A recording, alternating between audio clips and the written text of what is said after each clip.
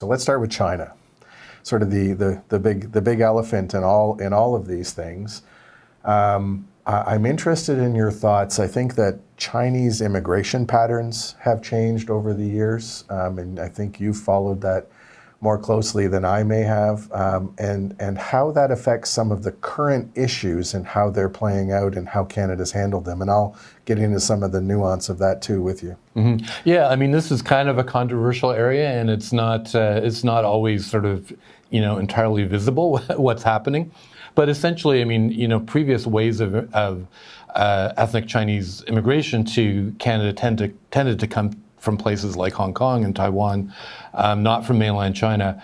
The trend over the last 20 years or so is for that immigration to come from mainland China, people who are probably more educated and who grew up under the communist regime.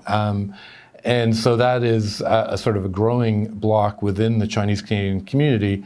And those people, I think arguably, tend to be somewhat more loyal to, or at least tend to sort of side a bit more on some of these issues with the government of China than other Chinese Canadians.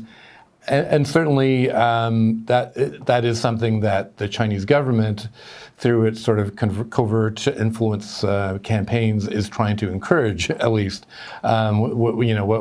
Whether those mainland Chinese immigrants, really deeply feel these things, the Chinese government is certainly trying to encourage that in various ways.